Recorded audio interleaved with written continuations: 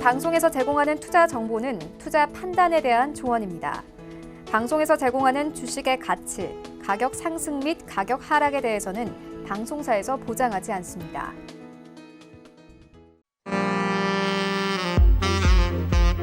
안녕하세요. 배트맨 진행의 도지은입니다. 7월의 마지막 거래일도 마무리가 됐습니다. 여러분들 7월 성적표는 어떤지 궁금한데요. 내 목표보다 수익률이 좀 못 미친다 하시는 분들은 8월을 대비하셔야 될 때인 것 같습니다. 오늘은 이지환 전문가님의 강의를 준비했으니까요. 강의 함께 들으시면서 8월은 어떻게 대책을 세워보는 게 좋을지 함께 고민해보는 시간을 가지면 좋을 것 같습니다. 채널 끝까지 고정 부탁드릴게요. 또 본 방송에서 제공해 드릴 정보는 투자 판단에 대한 조언일 뿐 해당 주식의 가치나 수익률을 보장하고 있지는 않습니다. 또 서울경제TV는 자본시장 통합법 준수하고 있는데요. 1:1 투자 상담과 유사 수신행위, 무인가 영업행위 등 모든 불법상을 엄중하게 금지하고 있다는 말씀까지 전해드리면서 오늘도 배트맨 힘차게 출발합니다.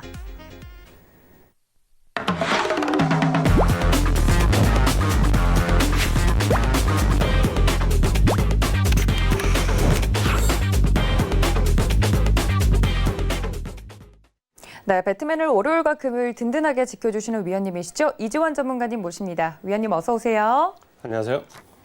네, 저희 위원님과 함께 할 수 있는 방법 먼저 여러분께 설명을 드리도록 하겠습니다. 노란톡 여전히 활짝 열려 있는데요. 서울경제 이지환 검색을 하시고 들어오시거나 현재 하단에 나가고 있는 이 QR코드를 카메라 어플로만 갖다 대셔도 오픈 채팅방 입장이 가능하다고 합니다. 이미 많은 분들 함께하고 계시지만 이 방통에서 어떻게 하면 수익을 챙겨갈 수 있을지, 종목을 보는 눈은 어떻게 기르는 게 좋을지 이런 여러 가지 꿀팁들 나눠드리고 있다고 하니까 혼자서 시장 대응이 너무 어렵다 하시는 분들은 들어오셔서 도움 말씀 받아보시면 좋을 것 같습니다.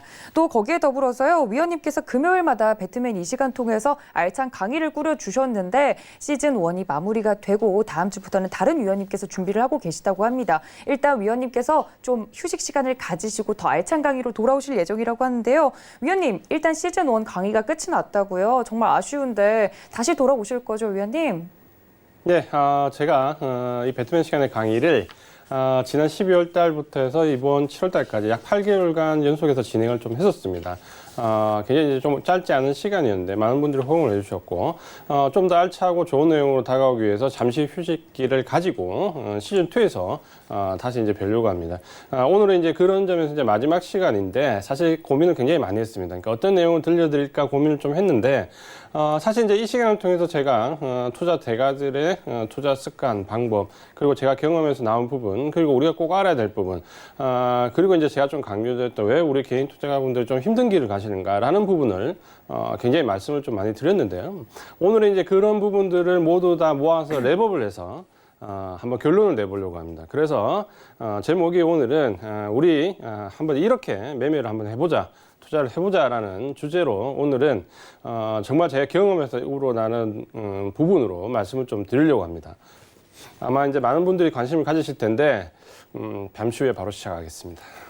알겠습니다. 지금까지 위원님께서 대가들의 투자 비법에 대해서 말씀을 해주셨는데 마지막 시즌 1의 마지막 강의는 저희 위원님께서 어떻게 투자를 했는지에 대해서 자세히 말씀을 드린다고 하니까 많은 분들이 가장 궁금하셨을 그런 비법일 것 같습니다. 위원님께서 강의 준비해 주셨다고 하니까 끝까지 저희와 함께 해주시면 좋을 것 같고요. 일단 위원님, 오늘 시장도 한번 이야기를 해보면요. 지금까지 외국인이 잘 들어와 줬는데 오늘은 조금 파는 모습을 보여줬거든요. 그래도 외국인들이 들어오면서 좋은 종목들을 쓸어 담았다고 하는데 오늘 시장은 어떻게 보세요? 네, 외국인들이 좀 쉬어가는 모습을 좀 보였고요. 반면에 미국의 나스닥 대형 기술주들은 장마감 이후에 시장 기대치를 뛰어넘는 실적을 발표를 했습니다. 사실 이 부분에 대한 우려감이 굉장히 컸었는데 왜 이제 우리 시장에서 삼성전자를 외국인들이 공격적으로 샀나? 뭐 환율이나 여러 가지 문제가 있겠지만 제가 볼 때는 결정적으로 이런 든든한 배경이 좀 있었다, 이렇게 좀 보여지고요. 아마도 계속해서 상승과 조정을 반복하면서 계속 상승을 할 겁니다. 그러니까 여기에 좀 맞춰서 외국인들이 수급적으로 좀 좋아지는 종목들 위주로 좀 압축해서 주도 섹터로 접근하는 전략이 지금은 어느 때보다도 더 중요하다, 이렇게 말씀을 드리겠습니다. 알겠습니다. 7월의 마지막 거래일도 좀 상승으로 마감이 됐으면 좋았을 거. 오늘은 외국인이 살짝 빠져나가길래 오늘 시장에 대해서 제가 잠시 여쭤봤습니다. 자, 그렇다면 시즌 1의 마지막 강의죠. 위원님, 나는 이렇게 매매했다라는 주제로 오늘 강의를 준비했다고 하니까 여러분들 꼭 함께해 주시면 좋을 것 같습니다. 위원님, 바로 들어보도록 할까요? 네, 제가 이제 그동안 사실 어떻게 보면 우리가 굉장히 이제 힘든 길을 걸어가고 있고 어려운 길을 가는데 좀 쉽게 해보자라는 말씀을 좀 많이 드렸습니다. 그래서 특히 이제 우리 개인 투자자분들이 좀 잘못 알고 있거나 좀 어려워하는 부분에 대해서 말씀드렸는데 오늘은 이제 그런 걸 다 마무리하고 우리가 앞으로 정말 이제 주식시장에서 오랫동안 매매를 하고 좀 여유가 있게 또 장기간 좋은 모양으로 매매를 하기 위해서 어떤 부분이 좀 필요할지 이 부분과 함께 조금은 생각을 바꾸면서 한번 접근을 해보자. 그래서 오늘은 제목이 굉장히 심플합니다. 제목이 바로 이렇게 한번 해보자 이런 부분인데 지금까지 강의 드렸던 내용이기 때문에 아마 누구나 다 알고 계실 것 같고요. 한 번 더 이제 상기한다는 의미로 좀 받아들이시면 될 것 같고 여기 이제 사진을 좀 보시면은 워렌 버핏이 있고요. 여기 보시면 이제 레리 윌리엄스가 있습니다. 그러니까 이 두 사람의 차이가 뭐냐면 사실 우리가 지금 현재 개인 투자가로서 워렌 버핏이 되기는 어렵습니다. 그러니까 여기는 기관 투자가고 상당히 이제 우리가 따라가기는 힘든 작은 부분이 있기 때문에 어렵고요. 대신에 여기 보신 이 레리 윌리엄스라는 사람은 제가 이제 예전에도 한번 말씀을 드렸었죠. 본인이 1987년도에 선물대회에 나와서 우승을 했습니다. 그러니까 그때 뭐 경이적인 수익률로 우승을 했는데 이분의 딸이 정확하게 20년 뒤에 다시 나와서 또 우승을 했습니다. 그러니까 아버지가 우승을 하고 딸이 그 수익률이 거의 한 100배 정도 났거든요. 그러니까 똑같은 경우의 수로 우승을 했는데 그렇다면 우리가 개인 투자가분들이 뭔가 공부를 하고 열심히 노력을 해서 결과가 없지는 않다라는 거죠. 그러니까 이 아버지와 딸이 20년이 넘는 시간차를 두고 우연히 우승을 했다라고 보기는 어렵습니다. 그 어려운 글로벌한 대회에서. 그렇게 본다면 분명히 어떤 방법은 있다라는 거죠. 그러니까 그 방법을 우리가 개인 투자가로서 찾아갈 수 있는 범위 내에서 한번 찾아 들어가 보는 노력이 좀 필요하다. 그래서 우리가 워렌 버핏이 될 수는 없겠지만 우리는 레리 윌리엄스까지는 좀 돼볼 수 있지 않겠느냐. 이런 부분을 말씀을 좀 드리고 싶습니다.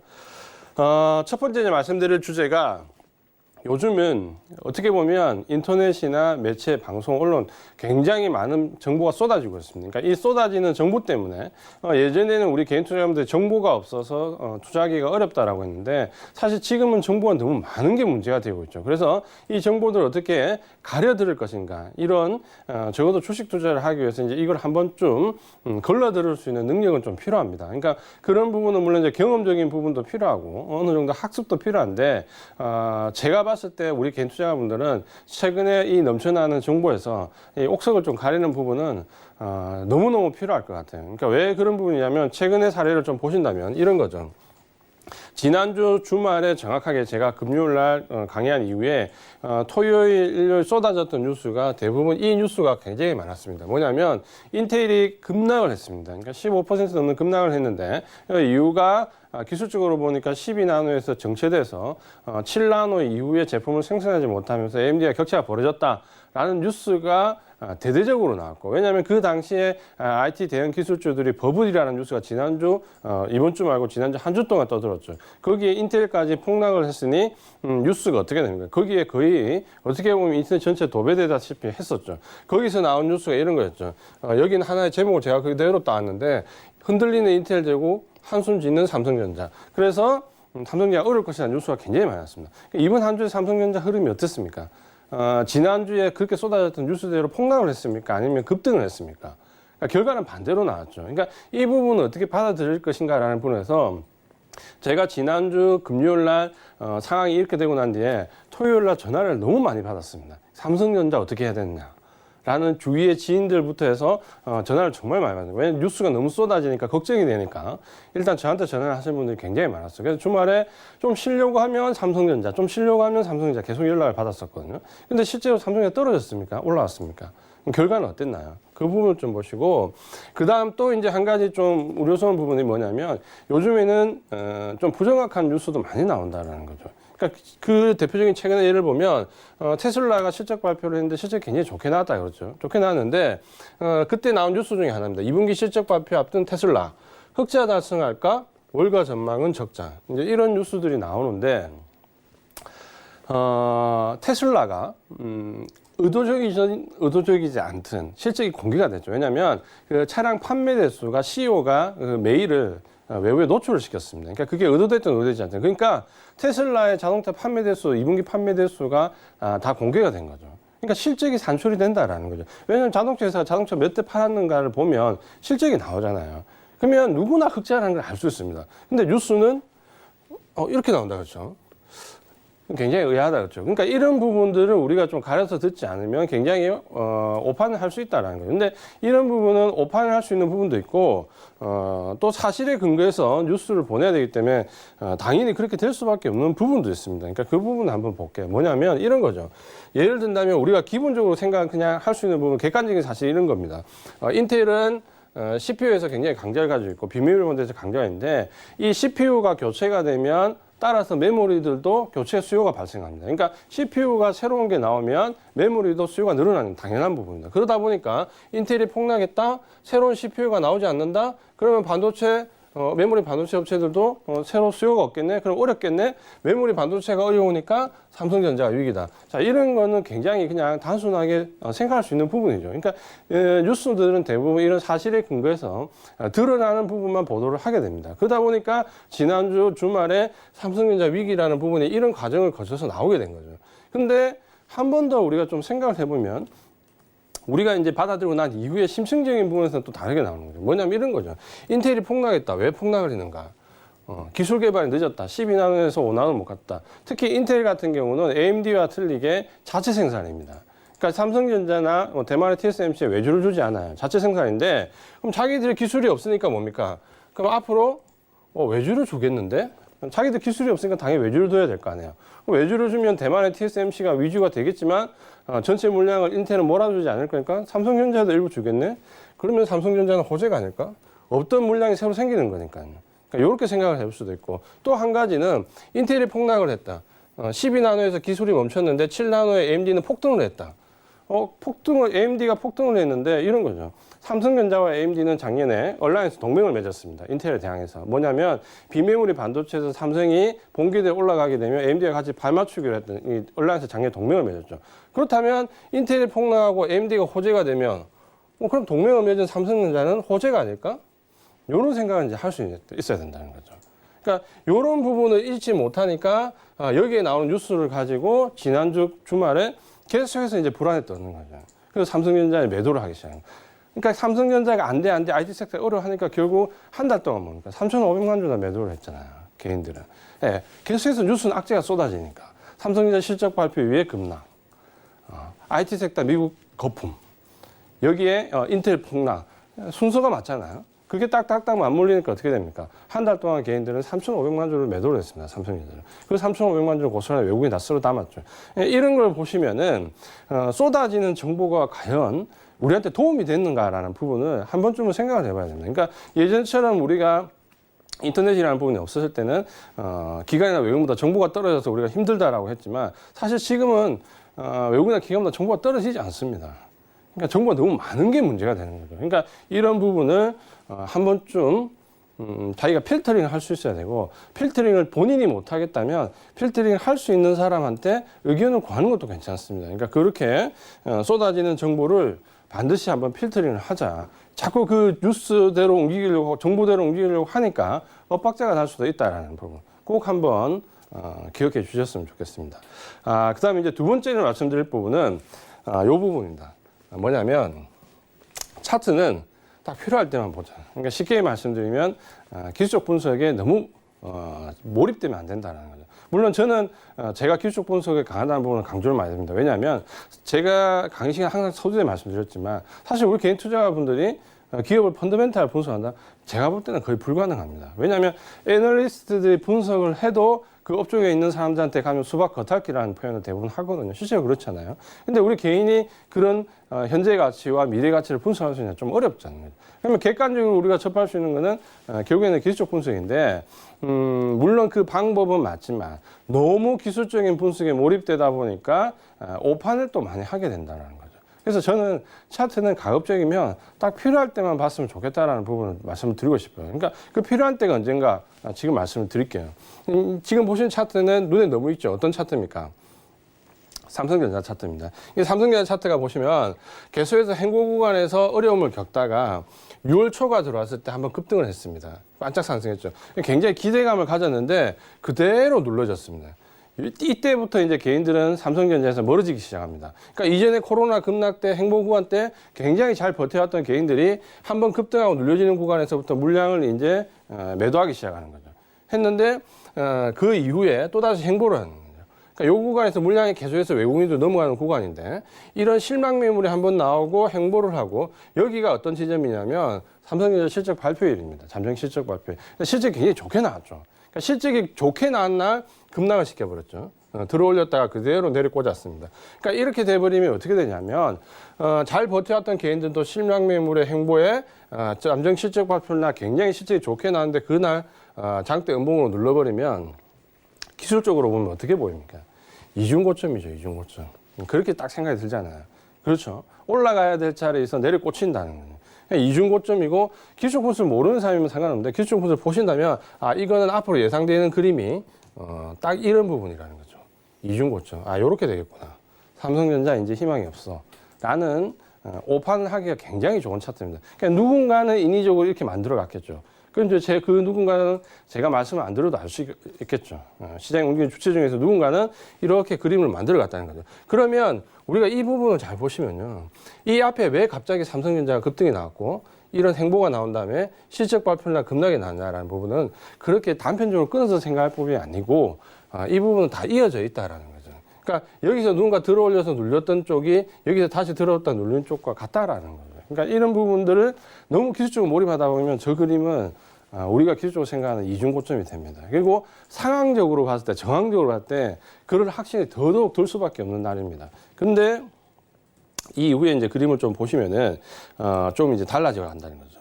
그러니까 요 다음 그림을 보시면은 이렇게 되는 거예요. 뭐냐면 이중고점의 가능성이 굉장히 이제 높아지는 구간인데 여기서 실제로 보면 3일 동안 음봉을 만듭니다. 그러니까 불안감을 계속해서 조장을 하죠. 삼성전자. 장중에 플러스 났다가 계속해서 장 마감할 때 마이너스 만들면서 3일 연속 음봉으로 만들어버립니다. 그러니까 여기서부터 여기까지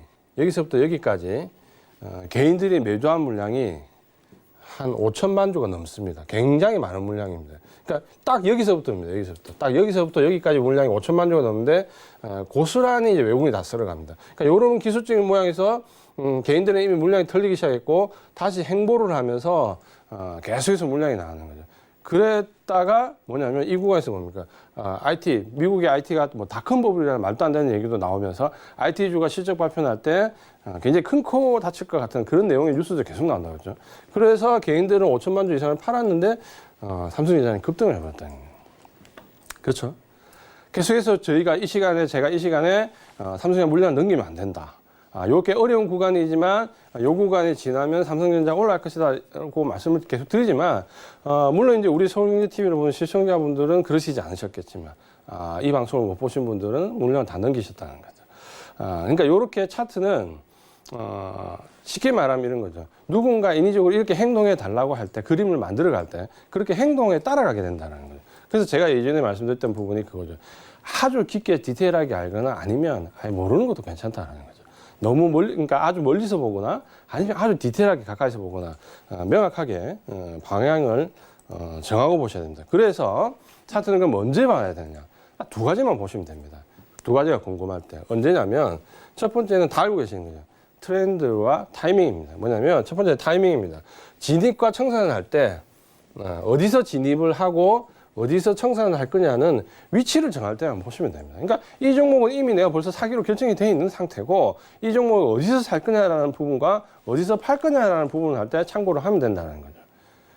차트로 모든 걸 파악하려고 하지 말고 그것 때문에 차트는 그냥 진입과 청산 정도만 보자라는 거죠. 이게 첫 번째고 두 번째는 뭐냐면 이 종목이 지금 올라가고 있느냐 내려가고 있느냐 방향을 알고 싶다는 거죠. 올라가고 있는 상태냐 내려가고 있는 상태냐. 왜? 최소한 주식을 우리가 접근할 때 올라가는 종목을 사야 되는 거잖아요. 내려가는 종목에 물타기를 하면 안 되는 거잖아요. 그러니까 방향을 알고 싶을 때 그리고 그 방향을 안 다음에 어디서 진입할 거냐는 타이밍을 잡을 때 이런 정도를 보고 싶을 때 정도만 차트를 보시면 됩니다. 그 말은 뭐냐면 예를 들는 거죠. 삼성전자 상방향으로 위쪽으로 올라가는 걸 확인했어요. 목표가는 보니까 한 요 정도 설정이 되고 손절가는 이 정도 된다는 거죠. 그러면 이 목표가, 이 삼성전자라는 종목의 상승이 확인이 되고 난 다음에 목표가, 손절가를 놓고 난 다음에 이 사이에서 무수히 움직이는 부분을 굳이 볼 필요 없다라는 거죠. 즉 볼 필요가 있습니까? 저 사이 움직이는데 왜? 저걸 본다고 해서 내가 어떤 액션을 취하면 안 되는 거잖아요. 왜냐하면 내가 취해야 될 액션은 목표가에 도달해서 익절하거나 손절가에 도달해서 손절하거나 두 가지밖에 없는 거잖아요. 이 사이에서 아무리 움직인다고 한들 내가 어떤 취해야 될 액션은 없는 거잖아요. 근데 저걸 보고 있으면 반드시 액션을 취하게 된다는 거죠. 그 액션을 취하면서 뭡니까? 목표가 가기 전에 청산해버리고 손절가 나는데도 넘어가 버리고 이런 식의 하지 말아야 될 행동을 결국에는 부가적으로 하게 된다는 거죠. 그런 부분들을 보신다면은 중요한 부분이 차트는 너무 매일매일 시분간 계속해서 보서는 안 됩니다. 그러니까 어떤 전업 투자가 내지 전업을 하는 전문가 이상의 애널리스트가 아니라면 굳이 차트에 목을 매달 필요는 없다. 방향과 진입 청산 정도만 확인할 때 보면 된다. 이렇게 말씀을 드리겠습니다.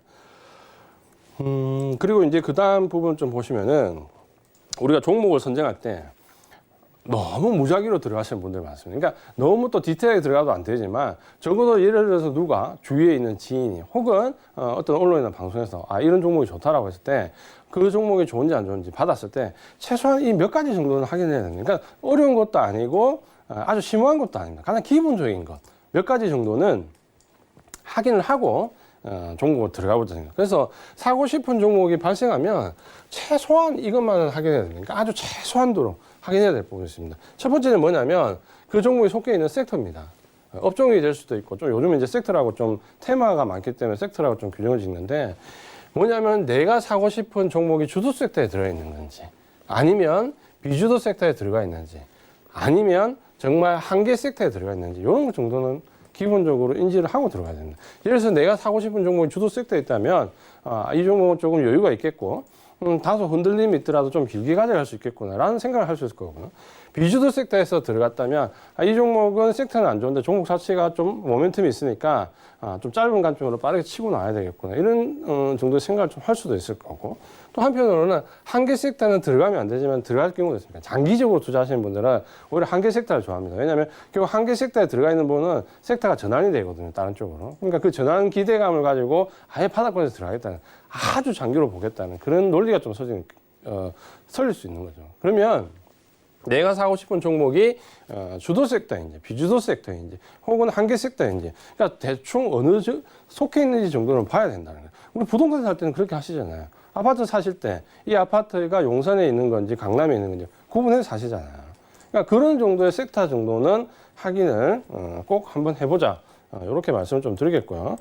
그 다음 좀 알아야 될 부분은 뭐 실적을 재무제표를 너무 자세하게 뜯어볼 필요는 없습니다. 그렇지만 기본적인 부분은 좀 확인을 해야 됩니다. 뭐냐면 매출액이나 최소한 영업이익 우리가 뭐 골치 아프게 그 안에서 예를 들어서 ROE나 PER, PBR 뭐 예를 들어서 저평가 영역 뭐 이런 것까지 우리가 구분을 하지 않더라도 최소한 이 회사가 어느 정도 매출이 나오고 돈을 벌고 있는지 안 벌고 있는지 이런 거 정도는 확인을 좀 해봐야 됩니다. 왜냐하면 만성 적자에 시달리는 회사가 어떤 테마성으로 접근을 한다면 굉장히 어렵다라는 거죠.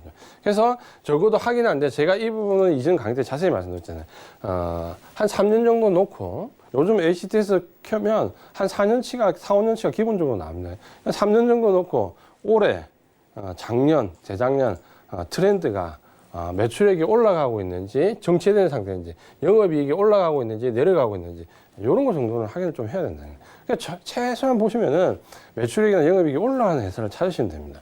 그러니까 보통 올라가는 회사도 코스피나 코스닥에 찾아도 500개가 넘습니다.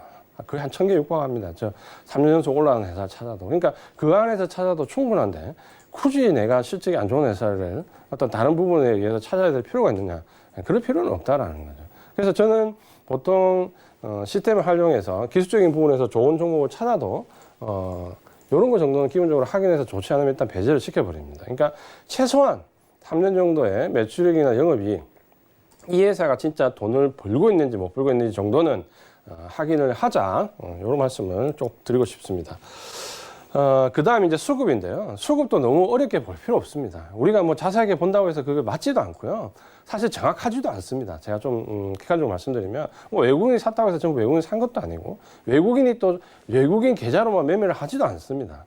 그러니까 외국인 계좌 매매하고 위탁 계좌로도 주기 때문에 사실 다 드러나지도 않아요. 하지만 그래도 적어도 내가 테마주를 하지 않는다면 어느 정도 일정 부분 부분이 있다면 한 요 정도는 구분해 주는 게 좋습니다. 뭐냐면 일단은 외국인이 좀 사주면 좋습니다.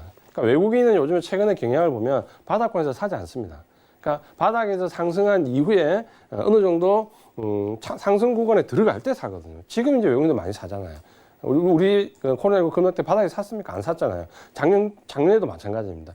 시장이 9월달 반등 주고 10월달 급등까지 갈 때 바닥은 연기금이 만들고 항상 중간에서 외국인이 사들어옵니다. 그러니까 이게 어떻게 보면 최근에 한 5, 6년간의 트렌드거든요. 그래서 외국인이 살 때 따라타면 시장에서 바닥권에서 어느 정도 올라와서 아주 강한 상승, 우리가 엘리엇 파동으로 이야기하면 가장 강한 2파 상승 정도에 사게 됩니다. 외국인을 따라서는 괜찮죠. 강한 상승에 사니까 1파를 놓칠 수 있겠지만 2파에서 강하게 따라 들어가기 때문에 괜찮다라는 거죠. 그다음 연기금이 살 때는 연기금은 반대입니다. 연기금은 거의 바닥권에서 삽니다.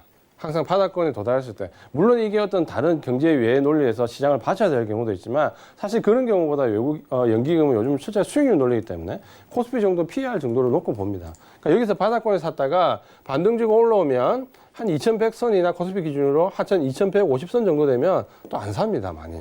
개별적으로만 사고. 그러니까 이때 보면 코스피 PR이 한 12배 정도 되거든요. 그러니까 요 정도 되면 연기금 잘 안 사요. 그러니까 바닥권에서 연기금이 샀다가 반등적으로 올랐을 때 외국인이 사는 이런 구조이기 때문에 이 두 주체가 사는 데 따라서 사면 국민에 맞아서 나쁘지 않습니다. 그러니까 수급의 주체가 외국인의 연기금 되면 괜찮다는 거죠. 그 반대로 볼 때 개인의 수급이 나쁜 경우가 있는데 그건 뭐냐면 개인 신용 물량이 많을 때는 따라 사지 않는다라는 거죠. 최근에 보시면은 개인 신용 융자 물량이 사상 최고치를 갔습니다. 그러니까 제가 지난주에 보여줬던 차트보다 더 갔죠. 14조 원까지 갔다가 이번 주에 처음으로 13조 원대로 꺾여서 내려왔습니다. 왜 꺾여서 내려왔을까요? 당연하잖아요. 지난주부터 신풍제약을 비롯한 바이오 테마주들이 꺾이면서 개인 신용 융자 금액이 처음으로 이번 주에 꺾였습니다. 당연한 거죠. 그러면 지금 개인 신용 융자 물량이 전부 다 70%가 바이오 테마주에 들어와 있고 나머지 한 20%가 언택트에 들어와 있고 이런 부분을 본다면 그런 종목도 사가지고 따라 사가지고 수익이 날까요? 예를 든다면 셀트리온 굉장히 우량하고 실적 좋고 앞으로도 전망이 깊고 바이오 시뮬라는 좋은 섹터도 가지고 있지만 개인 신용 융자에 보면 세 종목 다 들어가 있습니다. 10위안에. 그게 지금 당장 시세가 나겠냐라는 거죠. 안 난다라는 거죠. 물론 그 융자금이 빠지고 난 다음에 펀더멘탈이 있으니까 당연히 올라가겠죠. 하지만 그 올라가지 못하는 이 몇 달 동안 마음고생은 굉장히 심해질 수 있다는 거죠. 그래서 분할 청산하고 분할 진입하는 전략으로 가지 않으면 버티기가 어렵다라는 거죠. 그러니까 이런 부분들을 보신다면 적어도 큰 줄기에서 외국인이 사는지 연기금이 사는지 혹은 개인 신용 물량이 들어오는지 부분 정도는 꼭 체크를 하시는 게 좋습니다. 그리고 이제 그다음 이제 우리가 좀 체크를 해봐야 될 부분이 또 있는데요. 비슷한 수고가 비슷한 부분인데 공매도입니다. 그러니까 공매도 비중 같은 경우는 두 자릿수가 되면 일단 의심을 좀 해봐야 됩니다. 그러니까 정상적인 공매도는 어느 종목이든 나올 수 있습니다. 대차 거래가 있고 ETF 거래가 있기 때문에 ETF에 의해서 어쩔 수 없이 공매도로 들어가야 되는 부분이 있거든요. 그러니까 그런 거래는 우리가 정상적으로 이해하는데 예를 들어서 공매도 비중이 10% 이상 결국 두 자릿수로 넘어간다. 아무리 대형주라도 일단은 의심을 좀 해보셔야 됩니다. 그러니까 이런 경우는 주가가 상당 기간 조정을 받을 수 있습니다. 그러니까 이런 부분들을 이해를 좀 하신다면 공매도가 두 자릿수 이상 되는 종목은 한번 필터링을 하자. 이렇게 말씀을 좀 드리겠습니다. 여기까지가 지금 저번번에 내용을 말씀드렸는데 어렵지 않다 그렇죠. 우리가 이미 다 알던 내용이고 이미 강조됐던 내용인데 이후에 이제 더 자세한 부분은 말씀을 또 드리겠습니다. 네, 오늘이 시즌1 마지막 강의라고 하니까 더 아쉽고 이 시간이 짧게 느껴지는 것 같습니다. 위원님께서 너무 기본적인 이야기지만 잘 지켜지지 않는 점들에 대해서 다시 한번 여러분들께 말씀을 드렸으니까 이 점까지 모두 참고 부탁드리고요. 이런 주옥 같은 말씀 어디서 더 이어서 들어볼 수 있는지 궁금하시죠? 노란톡 활짝 열어두고 있습니다. 서울경제 이지환 검색을 하시고 들어오시거나 현재 QR코드 이 아래에 나가고 있는 이 QR코드를 카메라 어플로만 갖다 대셔도 입장이 가능하다고 합니다. 저희 노란톡 가족방에 계신 분들 보시면 위원님께서 지금 오늘만 해도 첨보 인기 종목으로 떠오르는 종목이었는데 첨보 같은 경우는 바닥에서 잘 모아와서 종목으로 수익 정말 많이 났습니다라는 감사의 또 노란톡이 물결이 오늘 일어날 정도로 많은 분들 위원님과 함께하고 계시고요. 감사의 말씀 전해드리고 있는데 이렇게 좀 시장이 계속 강세를 보이고 있지만 내 종목만 안 간다 하시는 분들 들어오셔서 종목에 대한 이야기도 힌트도 함께 얻어가셨으면 좋겠습니다. 또 위원님께서 오늘 강의는 시즌1 마지막 강의라고 하니까요. 이런 이야기들 좀 꾸준히 듣고 싶다 하시는 분들은 지금 바로 들어와 주시면 좋을 것 같습니다. 자, 위원님께서 오늘은 또 특별히 본인의 이야기를 해주신다고 하니까 많은 분들 지금 또 귀 쫑긋 세우고 듣고 계신 것 같아요. 위원님, 바로 이어서 들어볼까요? 네, 그 다음 내용은 이제 좀 심리적인 부분과 연관이 되어 있는데요. 제 경우에 제가 실패했던 경우를 많이 좀 상기를 하면서 말씀을 좀 드리겠습니다. 그러니까 저도 마찬가지지만 다람쥐 쳇바퀴 속에서 계속해서 이 손실의 구조에 갇혀 있을 때는 심리적으로도 굉장히 어려운 부분이 많이 야기됩니다. 이제 그 중에 하나를 보면 뭐냐면 가장 나쁜 심리 중에 하나가 이겁니다. 만약에 했는데 절대 주식을 하시면서 만약에라는 생각을 하시면 안 됩니다. 그러니까 이 부분이 얼마만큼 내가 하는 행위에 악영향을 미치냐면 대부분 이제 생각하는 거죠. 아, 내가 만약에 안 팔았다면 저 종목이 더 많이 갔는데 나 왜 여기서 팔았을까? 아, 만약에 안 팔았다면 이 부분과 만약에 샀다면 안 샀는데 만약에 샀다면 저 종목 내가 안 샀는데 다음에 신풍제약 저거 샀었어야 되는데 이런 생각을 하는 순간 심리는 무너지게 되고 심리가 무너지면 행동은 따라가게 됩니다. 그러니까 이런 게 반복적으로 행해지다 보면 습관이 되는 거죠. 그러니까 지는 사람은 계속 지는 거죠. 제가 나중에 말씀드리겠지만. 그래서 논어에 보면 이런 일이 있습니다. 이미 끝난 일을 말해서 뭘 하냐. 이미 지나간 일을 비난해서 무엇하냐. 그러니까 필요 없는 생각은 안 하는 게 좋아요. 주식에서는. 특히 주식은 냉정하게 가야 되는 부분들이 굉장히 많기 때문에 이 만약에라는 가정을 계속해서 설립하게 되면 결국에는 그 부분이 행동으로 옮겨지게 됩니다. 그러니까 굉장히 안 좋다는 거예요. 그래서 주식을 하시면은 만약이란 없다. 그러니까 내가 한 행동은 결정은 그걸로 그냥 결과가 나오는 거라는 거죠. 하지 않았던 부분에 대한 생각은 안 하는 게 좋다. 이렇게 말씀을 좀 드리겠습니다. 그 다음 이제 강조하고 싶은 내용 중에 하나가 제가 너무너무 강조드리고 싶은 내용 중에 하나입니다. 뭐냐면 손실을 인정하자입니다. 손실을 인정하자. 그러니까 요게 돼야지만 정상적인 투자가 가능합니다. 그리고 저게 되면 수익이 엄청 늘어납니다. 그러니까 저의 경험담이기도 하고 이 시장에서 성공했던 사람들의 모든 사람들의 경험담입니다. 계속해서 손실과 수익이 반복되는 쳇바퀴에 있던 사람들이 어느 날 갑자기 어마어마한 투자의 대가가 된다. 그 시점이 뭐냐를 제가 다양한 루트를 통해서 알아본 사람들의 공통점 중에 하나가 바울입니다. 손실을 인정하는 순간부터 수익이 갑자기 늘어났다. 이거는 대부분 공통적인 얘기입니다. 그러니까 왜 그러냐면 일단 기술적으로 봤을 때 우리가 얻는 부분이 좀 다르죠. 직전 저점에서 제가 항상 보이던 차트인데 매수할 수 있습니다.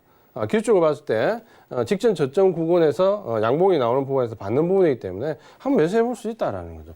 생각하는 부분은 우리가 생각하는 부분은 이중바닥이잖아요. 이런 부분은 생각해 볼 수 있는데 생각대로 안 갈 수 있다라는 거죠. 생각대로 안 갔을 때 뭡니까? 여기서 손절만 해주면 된다는 거죠. 내가 지지라고 생각했던 부분이 이탈됐으니까 손절해줘야 되는 건 당연한 거잖아요. 왜냐하면 내가 매수를 했던 근거는 지지인데 그 지지가 사라졌으니 매수의 근거가 사라졌으니 당연히 매도해야 되는 거잖아요. 그렇잖아요. 항상 제가 그 예전에도 영화 얘기도 말씀드렸지만 명분이 있어야 된다는 겁니다. 그러니까 그 명분이 없는 싸움은 절대 이길 수가 없습니다. 그러니까 이런 구간인데 이게 바로 현대차입니다. 보시면은 한 번 손실을 인정하지 않으면 결과는 어마어마하다라는 거죠. 감당할 수 없는 손실이라는데 그 부분을 우리가 잘 보면 이런 거죠. 뭐냐면 우리가 이 손절을 할 때 기분이 어떠냐면 딱 한 가지만 생각합니다. 뭐냐면 내가 손절을 했다, 손해가 났다, 손실을 확정했다는 거죠. 그러니까 이게 싫은 거죠. 팔지 않으면 어떤 책에는 그런 내용이죠. 팔지 않으면 손실이 나지 않은 거예요. 그 웃기는 소리죠. 팔지 않아서 마이너스 50%, 60%, 100% 간데 손실이 아니다라고 말할 수 있나요? 테마주를 사가지고 내가 꼭대기 사가지고 10만 원에 샀는데 지금 만 원인데 손실이 안 났다라고 안 팔았기 때문에 말할 수 있나요? 그러니까 그런 이상한 논리를 펴면 안 된다라는 거죠. 손실은 팔지 않아도 난 겁니다. 그래서 손실을 확정하면 내가 뭔가 손해보는 느낌이 든다는 건데 결국 이것 때문에 본전까지 버티는 거잖아요. 10년이 가든 20년이 가든. 근데 실제로 보면 이 손절을 하게 되면 손실을 제한시키는 거죠. 그냥 내가 10%만 주고 잘라내겠다라는 거죠. 그 10%를 주기가 싫어서 20%, 30%, 40% 대부분 견디는 범위가 비슷하기 때문에 40, 50% 가면 다 손절하잖아요. 그런 부분들을 손실을 제한시킨다라는 의미로 받아들여야 되는 거고 또 두 번째는 제가 늘 강조드리지만 기회비용이 상실됩니다. 제가 지금 시장에서 가장 우려한 부분인데 뭐냐면 대부분 지금 바이오 테마주에 들어와서 오늘도 신풍제약이 반등 줄 때 제가 노란통에서 계속 말씀드렸습니다. 요거에 따라 들어가면 정말 어려웁니다. 반대 방향으로 몰아놓고 칠 거기 때문에 절대 따라 들어가면 결국 또 장막판에 또 밀어버렸잖아요. 그러니까 이런 식으로 가다 보면 지금 예를 든다면 신풍제약에 물려있는 사람이 마이너스 지금 한 60, 70%인데 그걸 팔아가지고 삼성전기를 살 수 있겠냐라는 거죠. 못 산다라는 거예요. 이미 물렸기 때문에 본전세 때까지 못 나온다는 거죠. 그 말은 뭐냐면 신풍제약을 사서 손실도 났지만 삼성전기에서 앞으로 발생된 수익도 못 먹는다는 거죠. 그러니까 기회비용도 상실하게 되고 손실도 키우는 아주 이중적인 구조가 된다는 거예요. 그래서 반드시 손절은 필요합니다. 이걸 두려워하시면 안 됩니다. 이걸 두려워하면 수익도 굉장히 줄어듭니다. 그러니까 그 부분을 좀 이해하셔야 되고, 그래서 손실을 인정하지 않으면 이게 신풍제약 차트인데 오늘 여기서 다시 한 번 더 상승을 줬다가 이렇게 또 되어버렸죠. 이제 답은 없습니다. 그러니까 이걸 가지고 저한테 문의하시는 분들이 굉장히 많은데 제가 어떻게 하겠습니까? 저도 답이 없습니다. 그러니까 반등을 얼마라도 주더라도 그때 빠져나오세요라는 말을 할 수밖에 없는데, 그러니까 이런 반등이 나올 때 빠져나와야 되는데 여기서 물을 타게 되죠. 보통은 물을 타게 되고 여기서 반등 줄 때 내 본전이 여기니까 여기까지 가야 되는데 가는 대부분 안 가는 거죠. 그럼 여기서 추가 매수만 하고 다시 꼬꾸라졌기 때문에 이제 단가는 또 추가 매수한 단가 밑으로까지 내려갔다. 그럼 뭐가 되겠습니까? 이제 여기서부터 자포자기죠. 대부분 자포자기죠. 그러니까 지금 현재 이 테마주에 몰려가지고 자포자기 하시는 분들이 굉장히 많이 나올 수밖에 없는 상황인 거죠. 개인 신용융자 자격이 증명을 해주잖아요. 14조원까지 올라갔다가 지금 13조원으로 내려왔다라는 말은 뭐냐면 1조 원 정도 이제 손실이 나기 시작했다라는 거예요. 우리가 받아들일 때 그렇게 받아들일 수밖에 없다는 거죠. 그래서 손실을 인정하지 않으면 계속해서 어려운 상황에 처하게 됩니다. 5%면 5%, 10%면 10% 손절을 아주 잘하자. 그러면 이익은 그만큼 배가 된다. 이걸 꼭 강조를 드리고 싶습니다. 그 다음에 이제 강조드리고 싶은 내용은 이겁니다. 너무나 제가 많이 이야기했기 때문에 다 알고 계시는 거죠. 수익률과 손익비입니다. 그러니까 뭐냐면 주식이 수익이 나는 메커니즘은 딱 두 가지밖에 없습니다. 수익률이 아주 높거나 아니면 수익률은 낮더라도 한 번 먹을 때 크게 먹는 손익비가 좋거나, 그러니까 수익률이냐 손익비냐 이 두 가지의 방향을 결정해야 됩니다. 근데 수익률로 가서 성공한 사람은 제가 봤을 때 1%도 안 돼요. 1%가 아니고 0.0001%도 안 될 겁니다. 왜냐하면 확률적으로 없기 때문에. 근데 보통 이제 수익률에 집착을 하게 되는 거죠. 그러다 보니까 수익률을 지향해서 연구를 하기 시작하면 평생 손실의 늪에서 벗어나지 못합니다. 이건 제 말이 아니고 나와 있는 말이죠. 책에도 나와 있는 말이고. 그래서 승률을 가지고 승부를 보면 안 되는데 승률로 승부를 보는 게 테마주입니다. 제가 예전에 설명을 드렸죠. 그래서 테마주를 왜 이기기 어렵냐면 결국 그 승률을 유지하기 어렵다는 거죠.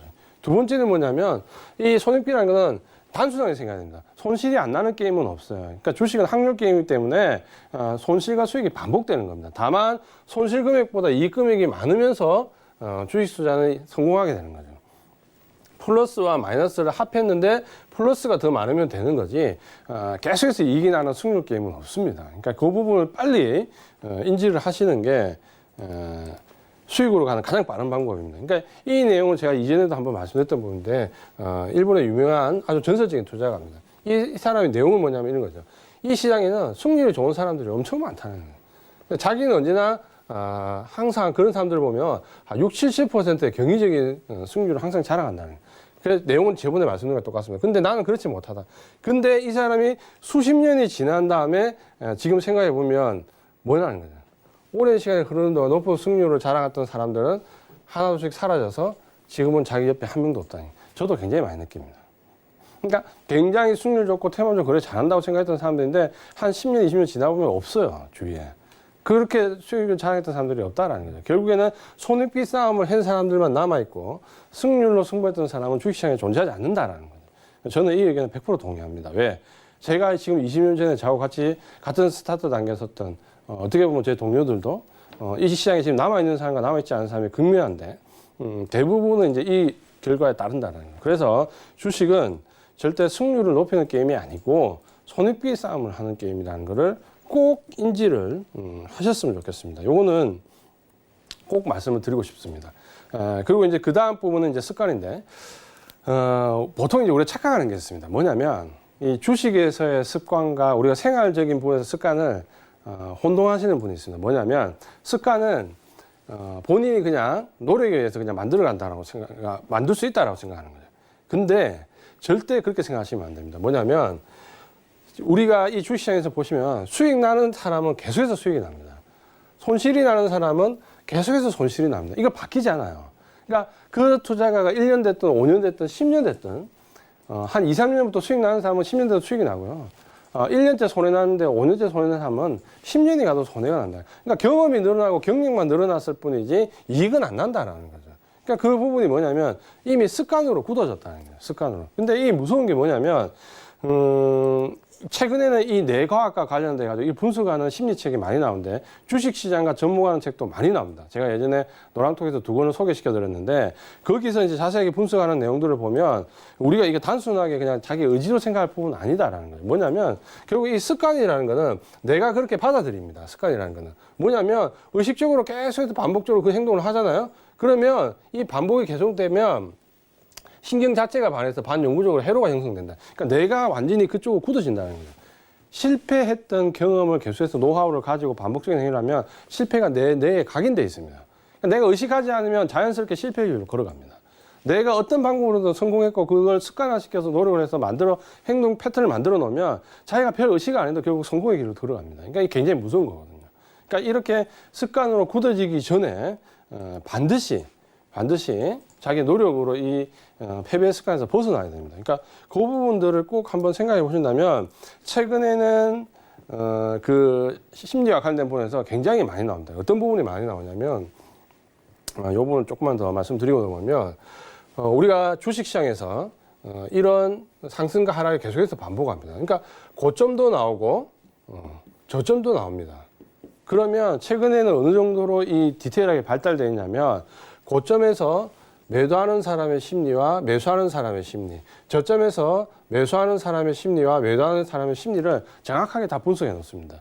뇌의 어떤 작용에 의해서 그렇게 행동이 되는지, 판단을 하고 행동되는지에 대한 그 부분까지도 최근에는 이 심리학도 과학이기 때문에 주식시장과 접목해서 이런 것까지 다 분석을 합니다. 그래서 저점에서 매도하는 사람의 심리, 매수하는 사람의 심리, 고점에서 매도하는 사람의 심리, 매도하는 사람의 심리, 매수하는 사람의 심리까지도 내가 다 분석을 하고 판단을 한다는 부분을 다 합니다. 그러니까 이런 책도 제가 봤을 때 한 번 정도 읽어보시는 게 꼭 필요할 것 같습니다. 그러니까 이런 부분까지도 최근에는 체계화돼서 접목을 시키기 때문에 단순하게 난 내일부터 잘할 거야 라는 그런 정도의 생각만 가지고 잘 되진 않는다라는 거죠. 그러니까 인위적으로 내가 어떻게 내가 인식하도록 바꾸기 위해서 내가 어떤 노력을 해야 되는가 부분은 어떤 면에서는 체계적으로 좀 할 필요가 있습니다. 그러니까 그 부분을 관심 있으신 분들은 제가 노란톡에서 또 책을 다시 추천해 드리겠습니다. 그러니까 들어와서 한번 흥미롭게 읽어보시는 것도 괜찮다라고 말씀을 드리겠습니다. 그 다음에 이제 주제가 제가 아까 말씀드린 손실을 인정하는 부분과 똑같은데 이 부분은 제가 이제 마지막 어떤 면에서는 결론적으로 말씀드리고 싶은 부분입니다. 뭐냐면 저도 굉장히 어려움을 겪었고 뭔가 시스템을 만들고 시스템 만드는 데만 10년이 넘는 거의 한 12년 정도의 세월을 보냈고 그 기간에 무수한 실패를 겪으면서 저 혼자뿐만 아니라 저와 같이 하는 동료들이 굉장히 어려움을 많이 겪으면서 이 시장에서 진짜 성공했다는 사람들을 여러 사람들 찾아가면서 조언을 구하고 그 사람들은 어떻게 해서 수익이 났는가, 어때부터 수익 났는가 했던 부분을 상당히 오랫동안 조사를 했던 적이 있습니다.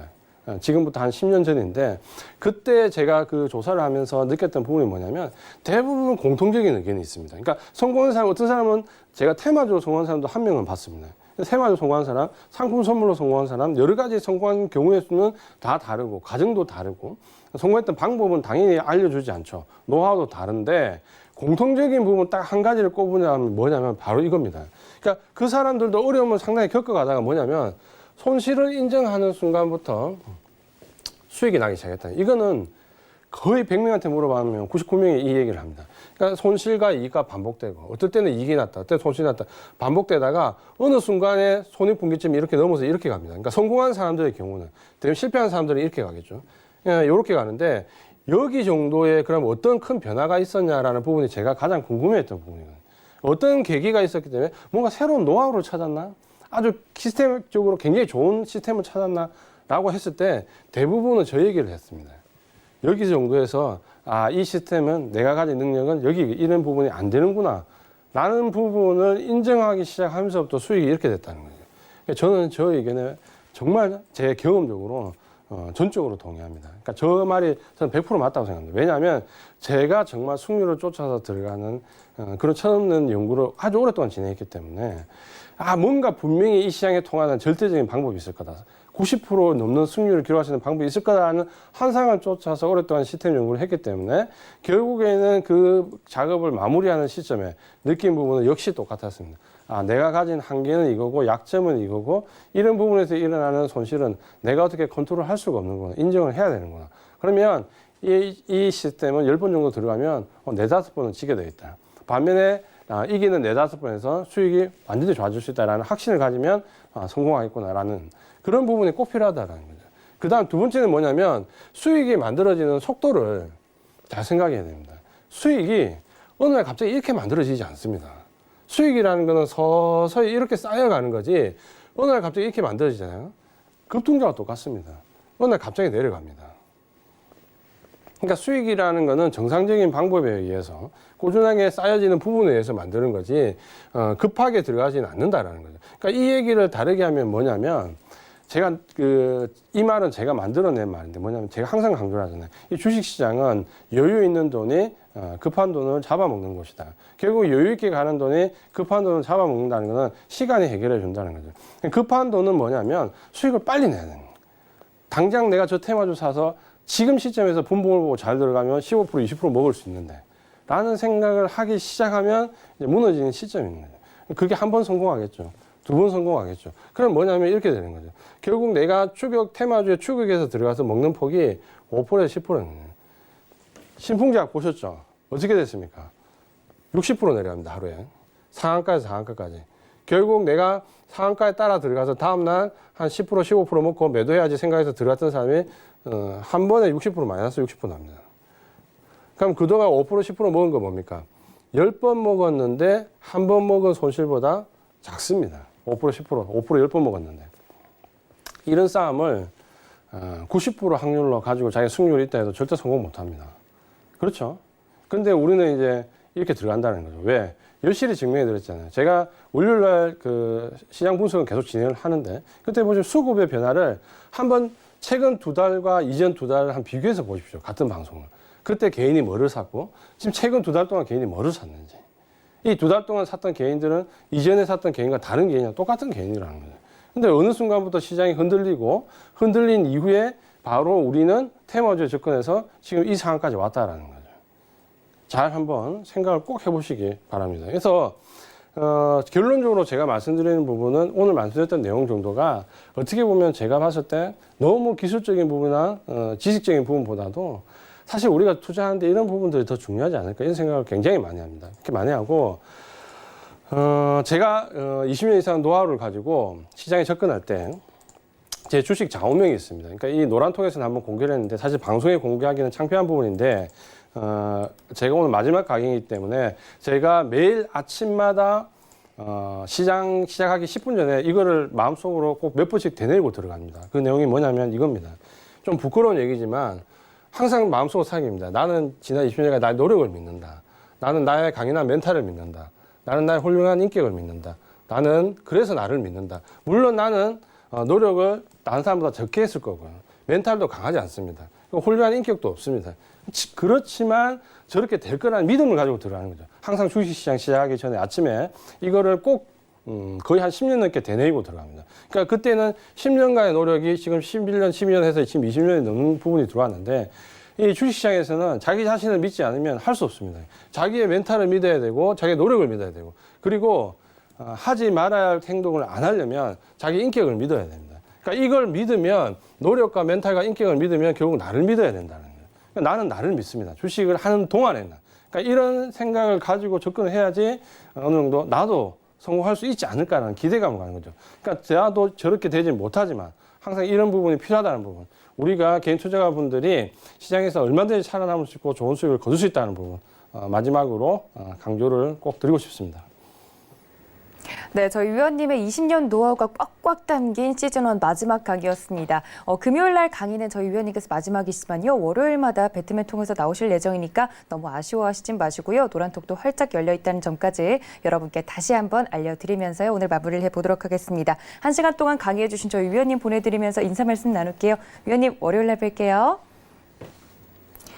네, 또 본 방송에서 제공해 드린 정보는 투자 판단에 대한 조언일 뿐 해당 주식의 가치나 수익률을 보장하고 있지는 않습니다. 또 서울경제TV는 자본시장 통합법 준수하고 있죠. 1:1 투자 상담과 유사 수신행위, 무인가 영업행위 등 모든 불법사항을 엄중하게 금지하고 있다는 말씀까지 전해드리면서 오늘 배트맨에서 준비한 내용 여기까지입니다. 행복한 주말 보내시고 월요일에 다시 찾아뵙겠습니다. 시청해주신 여러분 고맙습니다.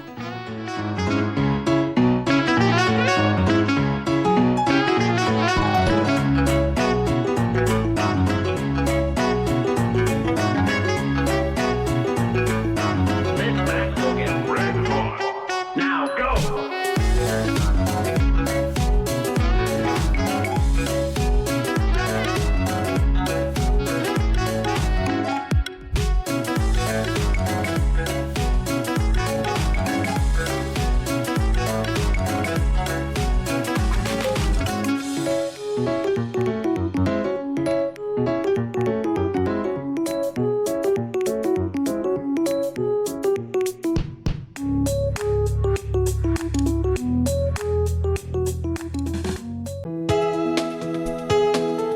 본 방송에서 제공하는 투자 정보는 투자 판단에 대한 조언입니다.